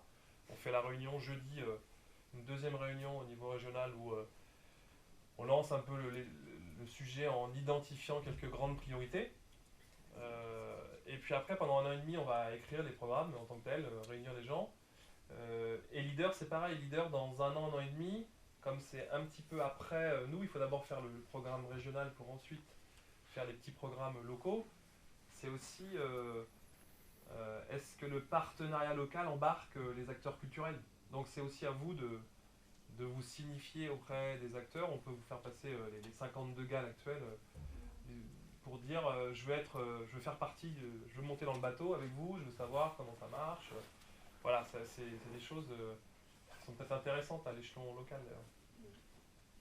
Justement, moi, je voulais vous demander comment vous élaboriez les programmes, parce que là vous dites que vous allez rentrer dans 1 an, enfin, vous allez faire à peu près 1 an et demi d'élaboration, c'est avec quels intervenants Alors, on a mis en place, je vais vous montrer ça, on a mis en place les programmes européens fonctionnent avec des partenariats, on appelle ça comme ça, avec des partenariats composés aujourd'hui, au niveau régional j'entends, composés aujourd'hui d'environ 500 structures. Alors vous avez comment dire, la région entière dans ces structures, vous avez bien sûr l'ensemble des acteurs publics, ou les représentants des acteurs publics. On n'a pas les 4500 communes, on a les 12 associations de maires, mais vous avez les départements, vous avez les GAL que j'évoquais tout à l'heure, les leaders, vous avez les représentants des clusters, enfin tous les clusters, vous avez les représentants des universités, des centres de recherche privés, des filières professionnelles, des syndicats de salariés, du patronat, les syndicats agricoles, enfin tous les sujets, sur tous les sujets où il y a des acteurs au niveau régional, à un moment donné, qui ont un intérêt régional, ils sont membres de ce partenariat.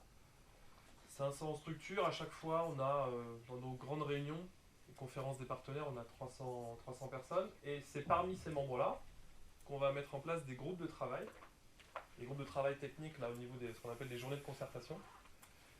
Et ces groupes de travail, on aura peut-être 8-9 groupes de travail par grande thématique.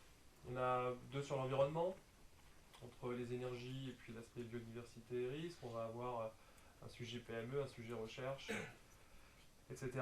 Et c'est dans ces groupes de travail, à partir de janvier-février plutôt février, où on va faire le bilan de l'actuel, se donner des priorités pour le futur, qu'on arbitre ensuite, et les types d'actions qui j'aide, quels acteurs j'aide. Est-ce que j'aide toutes les entreprises ou est-ce que j'aide les plus petites?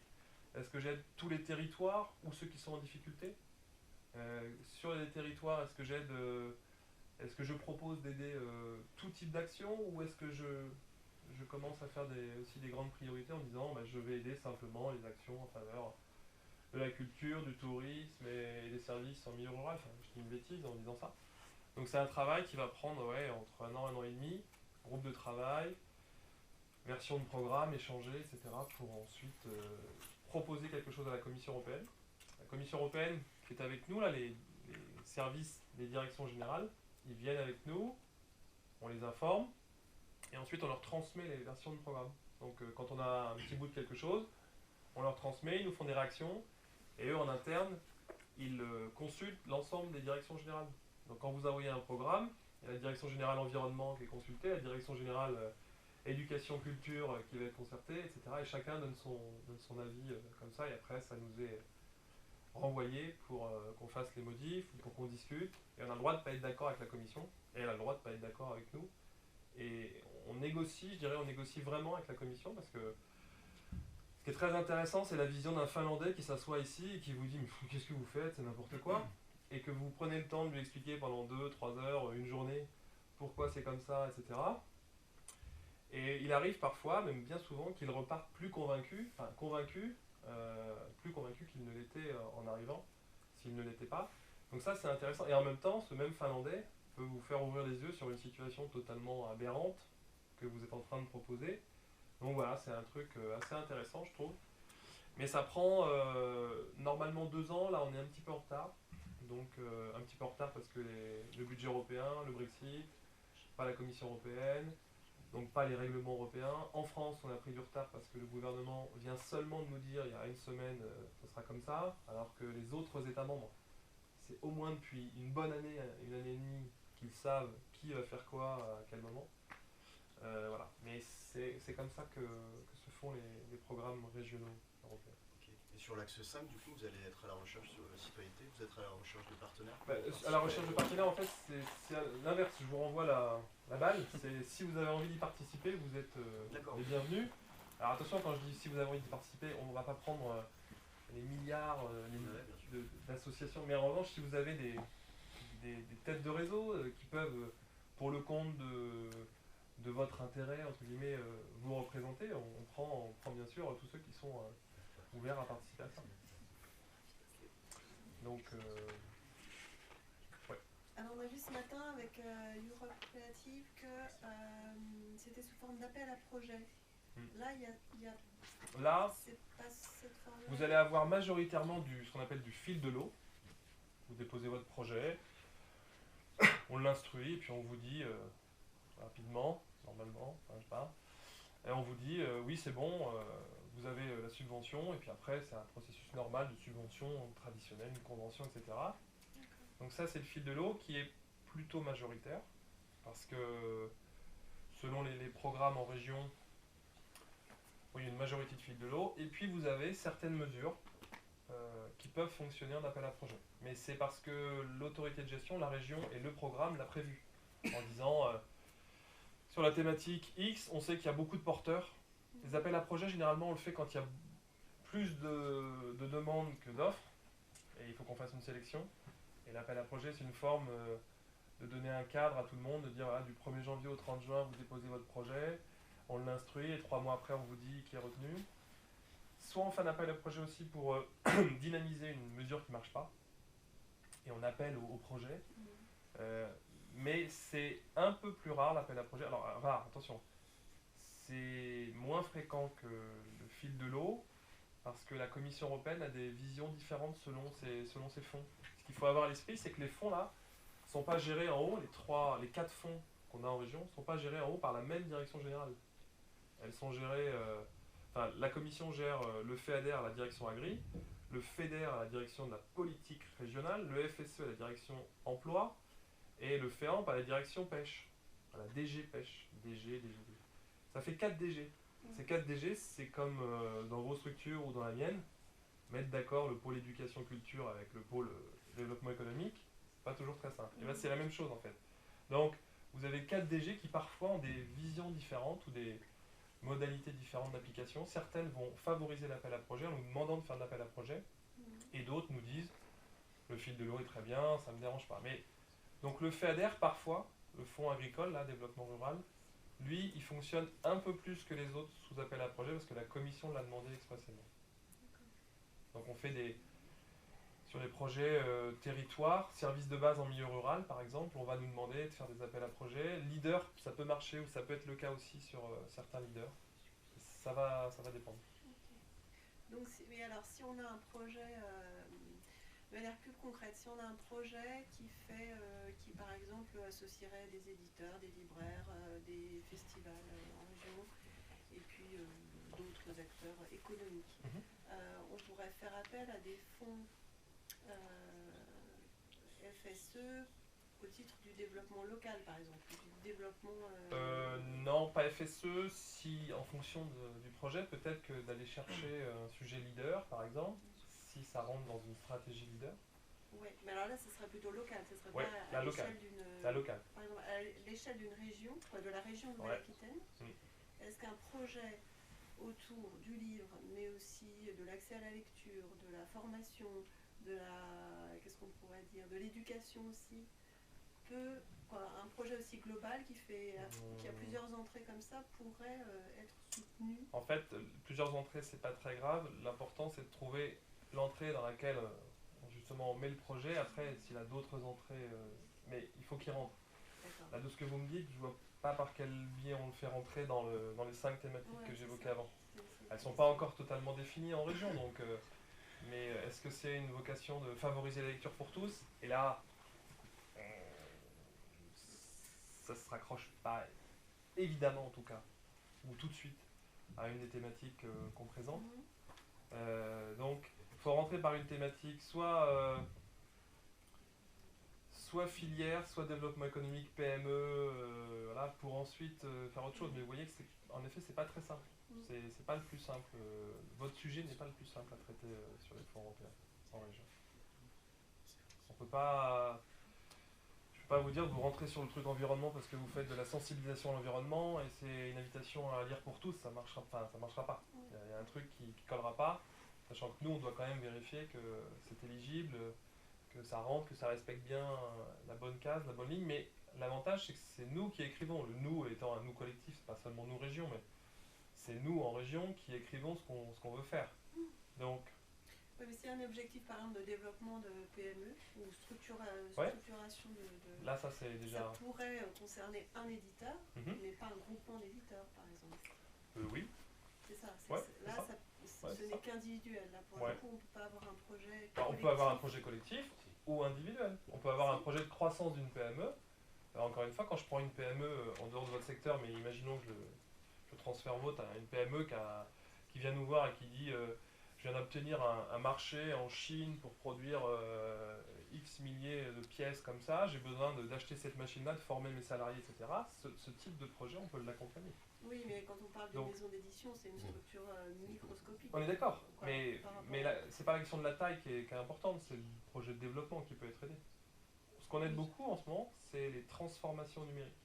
L'accompagnement à la transformation numérique des PME, avec des dispositifs régionaux, et on met de l'argent européen dessus, pour aider une entreprise, soit pour faire un ERP, enfin des dispositifs, des systèmes d'information, etc., qui leur permettent de gérer leur clientèle, d'aller à l'export, etc.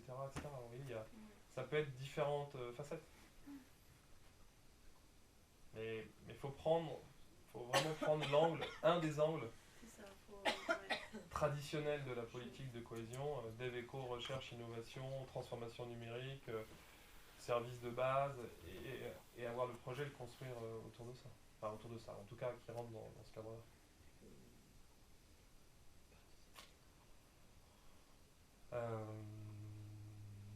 Voilà, donc ça c'est le dispositif de concertation. Conférence des partenaires, c'est le niveau politique. Et donc si vous souhaitez qu'un représentant y soit, vous nous transmettez la demande, on vous intégrera à cette conférence. Et ensuite, il y a des réunions de travail pour porter la voix des acteurs. Ce qui est sûr, c'est que si personne porte le message, personne ne le portera pour vous, entre guillemets. Enfin, les services de la région peuvent le porter pour vous. Les services de la région, chacun des services de la région, et le pôle éducation culture y participe, peut porter ce message-là. Mais on se heurte ensuite à une chose intéressante, qui est que tout ça est en co-concertation, co-élaboration avec l'extérieur. La région fait part de ses orientations en tant qu'autorité de gestion, mais ensuite il faut que ça trouve un écho quelque part. Et si nous on dit il est important que le sujet culture soit intégré et que mes acteurs en face, tous confondus, public-privé, disent hors de question, c'est pas le sujet, c'est un sujet qui va être évacué. Sauf si la région en fait un point de négociation impossible à bouger. Voilà. Donc il faut avoir dans les deux côtés de la salle, côté région et côté partenaire, un écho à ce type de demande, parce que sinon ça ne marche pas. Voilà. En tout cas, c'est beaucoup plus compliqué. Voilà, après sur le calendrier, je vous le mets que comme ça. Ah si, peut-être juste une chose, gardez pas le schéma qui est totalement basique. La logique pour la Commission européenne, au début, si on veut intervenir sur la culture par exemple, il faut identifier une faiblesse. Donc l'idée est de dire, je vous donne des fonds européens, moi l'Union européenne, identifiez-moi des faiblesses, et on va jouer sur ces faiblesses grâce aux fonds européens. Et c'est la stratégie qui découle de tout ça, faiblesse, qu'est-ce que je veux changer? Et la stratégie ensuite, je veux changer ça, donc si je veux changer ça, j'ai telle stratégie, tel type d'action, et les objectifs que je vise derrière. Et c'est vrai que ce sujet, c'est le sujet du moment. Dans un diagnostic sur le secteur culturel, quelle faiblesse identifier? Est-ce qu'il y a une faiblesse en termes d'accès à la culture sur les territoires ruraux, en quartiers urbains, en difficulté? Il y avait des cartes très intéressantes la semaine dernière dans Le Monde qui montraient ça justement, accès aux services. Est-ce que vous êtes à plus de 20-25 minutes d'une médiathèque, d'une bibliothèque en milieu rural, etc. C'est des choses qui sont intéressantes. Et en tout cas, s'il n'y a aucune faiblesse sur un territoire, la Commission nous dira pas de faiblesse, pas de besoin. Donc passons au sujet suivant. Donc c'est le sujet du moment. Essayez d'identifier quelles sont les faiblesses. Ces éléments-là, on les met sur les éléments de diagnostic, on les présente jeudi, on les met sur le site internet Europe en Nouvelle-Aquitaine, sur la partie 21-27. Si vous avez des éléments à nous faire remonter, c'est pas trop tard. C'est peut-être intéressant de voir ce que vous pouvez faire remonter de façon très succincte. Est-ce que des choses ont déjà été écrites quelque part dans un document régional ou pas, pour qu'on puisse dire il y a un sujet culture sur tel et tel point, il y a des points sur lesquels il faut qu'on travaille. Parce que la commission, si elle n'a pas de base diagnostique, c'est quelque chose qu'elle ne voit, qu'elle ne regarde même pas, entre guillemets. C'est-à-dire qu'il n'y a pas de besoin. Et donc, est-ce que sur le sujet des libraires, sur le sujet des éditeurs, sur le sujet, je ne sais pas, il faut non pas inventer, mais aller chercher les éléments qui nous permettent ensuite de justifier ce qu'on peut faire.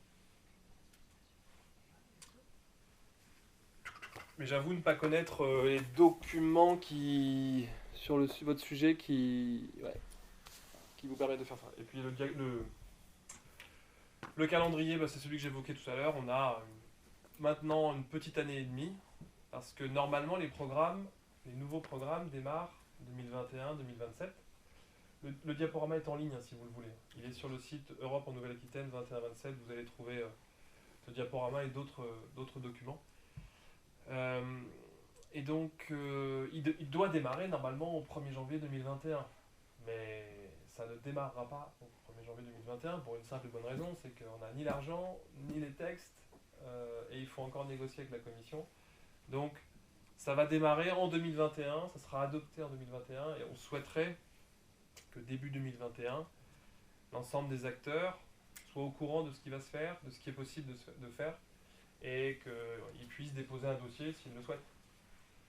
Mais le programme sera peut-être lui adopté que quelques mois après.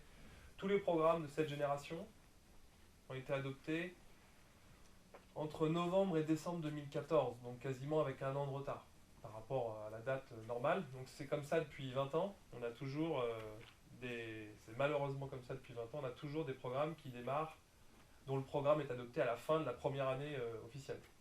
Donc on commence vraiment que début 2015, le temps de démarrer ça prend toujours 6 mois ou un an, donc c'est des paquebots un peu lourds. Voilà, donc ça c'est pour le calendrier. Sachez que sur le FEADER, qui est le Fonds agricole développement rural, lui il est un petit peu plus favorisé puisqu'ils ont mis en place une année de transition. Une année de transition, c'est en 2021, j'ai le droit d'utiliser l'argent d'après sans avoir le programme encore adopté, avec les règles de l'actuel 2014-2020. Donc ce que vous faites aujourd'hui, vous n'avez plus d'argent, mais vous allez prendre dans la poche du futur, avec les règles d'aujourd'hui, le temps que le programme soit adopté, ce qui n'existe pas sur le FEDER et le FSE, mais le FEDER a une année de transition qui permet de faire cette jointure, sachant que le FEDER et le FSE, il n'y a pas l'année de transition certes, mais la jointure peut se faire puisque le programme ne sera certainement pas totalement terminé fin 2020 ou début 2021, donc on utilise toujours les crédits à cheval entre les générations que ça existe. Et les projets peuvent être annuels ou Pluriannuels. On évite d'avoir des projets sur 7 ans, ça ne marche pas, mais un projet sur 2 ou 3 ans, c'est quelque chose qui se fait. 2 ans, c'est bien. 2 ans, c'est bien parce que ça permet de faire remonter de la dépense. Ces fonds-là, il y a un mécanisme qui s'appelle le dégagement d'office. Pour faire très simple, le dégagement d'office, c'est la commission nous donne ces fonds-là. Et elle nous dit en revanche, je vous les donne, mais tous les 2 ans, tous les 3 ans ou tous les 2 ans selon les règles, vous devez me faire remonter un montant de dépenses payé, avec des factures justifiées, acquittées, etc. À Bruxelles, équivalent à des objectifs qu'on a chaque année, qui sont croissants bien sûr, tous les ans. Et si vous ne faites pas remonter ces dépenses-là, ou l'équivalent de ces dépenses, vous perdez la différence. On vous enlève de votre maquette financière la différence. Si j'ai 100 de maquettes et que la première année je dois atteindre 20 et que j'ai fait que 15, on m'enlèvera 5, j'aurai plus que 95 de maquettes. Ça c'est ce qu'on appelle le dégagement d'office, et toutes les régions autorités de gestion courent tous les ans, avant le 31 décembre, puisque c'est une course année par année civile, c'est une course à la facture pour éviter de perdre de l'argent. C'était le cas avant avec l'État. Donc il y a une espèce d'affolement général entre juillet et décembre pour aller chercher de la facture payée auprès des bénéficiaires, parce que sinon on perd les crédits. Et c'est pour ça qu'on est un peu réticent parfois à faire des projets qui peuvent être sur 3, 4, 5 ans, parce que le porteur s'endort. Au-dessus de 3 ans, même à 3 ans, il s'endort et il ne fait plus remonter de dépenses, c'est quelque chose d'assez compliqué. Par contre, il est possible de déposer un projet par exemple sur le second semestre 2020 qui comprend 2020 et 2021 et qui sera pris sur le crédit 2020. Oui, parce que la règle, en dehors de ce qu'on appelle des aides d'État, les régimes d'aide d'État, j'expliquerai après, la règle c'est que vous pouvez déposer votre projet tant qu'il n'est pas physiquement terminé. Et physiquement, si c'est un projet physique, c'est un projet physique. Si vous avez construit quelque chose, c'est le PV de réception des travaux. Et sinon, si c'est un projet du 1er janvier au 31 décembre, le 31 décembre à 23h59, votre projet il n'est pas fini. Donc ça, vous pouvez. Donc si c'est au mois de juin, vous pouvez déposer un projet qui fait sur l'année globale. Sauf aide d'État. Aide d'État, c'est la Commission a pris des réglementations pour autoriser des aides publiques à des acteurs privés ou des acteurs qui sont considérés comme des entreprises. Et il y a plein de règlements, beaucoup de règles assez complexes. Si je veux aider une entreprise, je ne peux pas l'aider comme ça. Il faut que je m'appuie sur un texte qui a été adopté par la Commission et transmis par la France pour dire j'aide mes entreprises de telle et telle façon. Et la Commission dit ok, si vous les aidez comme ça, avec tel taux et tel montant, vous avez le droit, et je l'autorise. Si vous sortez de ce cadre-là, alors là c'est une guerre nucléaire parce que vous n'avez pas le droit d'aider une entreprise comme ça. Et puis les règles justement de dépôt des dossiers vont être un peu différentes si vous aidez une entreprise. Donc il faut respecter des règles propres aux aides d'État quand c'est le cas. Et malheureusement, la Commission a une interprétation assez large des structures qui sont soumises aux aides d'État. Et une association, pour la Commission européenne, est une entreprise. Une collectivité est une entreprise. Dès lors, une collectivité a une activité concurrentielle. Donc une collectivité qui décide de... L'exemple le meilleur qu'on a, c'est une collectivité qui décide de mettre des panneaux solaires photovoltaïques sur le toit de son école. C'est une entreprise. Parce qu'elle a mis sur le marché de la production d'énergie, en l'occurrence d'électricité, un bien, un service en l'occurrence, un bien ou un service de l'électricité. et elle se positionne au même titre que EDF ou qu'une centrale de production. Donc c'est des raisonnements un peu compliqués. On discute beaucoup avec la commission pour essayer de faire changer cette règle-là, enfin cette logique-là. Mais c'est pour ça que les acteurs, bien souvent, culturels ou économiques purs, on les appréhende comme des entreprises, alors qu'eux se vivent en France comme des associations à but non lucratif, etc. Et bien souvent, ça ne colle pas avec la façon dont la commission les voit.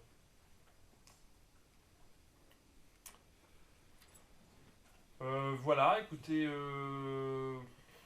n'hésitez pas sinon à être en contact avec la direction de la région qui s'occupe de ça, avec votre interlocuteur à la région. Nous, on fait le lien avec eux parce que l'ensemble des services de la région sont associés à l'élaboration du programme. On a un comité de pilotage régulier où justement on fait le point sur ce type de questions qu'on débat là. Est-ce qu'on met le sujet culture, comment on l'aborde, par quelle facette, etc. Donc n'hésitez pas à faire remonter auprès d'eux je sais pas, vos souhaits, vos besoins, et ensuite on regarde comment on l'intègre, et puis après avec les partenaires à l'extérieur, quand on fait nos réunions, peut-être bien que des acteurs soient représentés, enfin que la filière soit représentée après. Voilà. Qu'est-ce que je peux vous dire d'autre? Rien? Qu'est-ce que j'ai oublié? Rien du tout. On va enchaîner après avec Eric Nézan. Tout à fait. Petite dernière question, si vous Oui. me permettez. Vous aviez dit qu'il y avait des documents, des sortes de règlements d'intervention, je crois, sur chaque axe, qui sont issus de l'UE à votre destination, pour Ouais. proposer des programmes. Est-ce que c'est en accès libre ces Alors, ce qu'on appelle les programmes opérationnels, Ouais. ou les programmes de développement rural, tout est en ligne sur le site Europe en Nouvelle-Aquitaine. Donc, vous allez trouver ces documents totalement publics, en toute transparence. Donc, vous allez trouver région par région, encore aujourd'hui, Aquitaine, vous allez trouver le programme opérationnel FEDER-FSE, le programme. Et dedans, c'est des programmes où, axe par axe, ça va vous dire qu'est-ce qui est éligible, quel type d'action, quels sont les critères de sélection, etc. etc. Très Et bien. les contacts.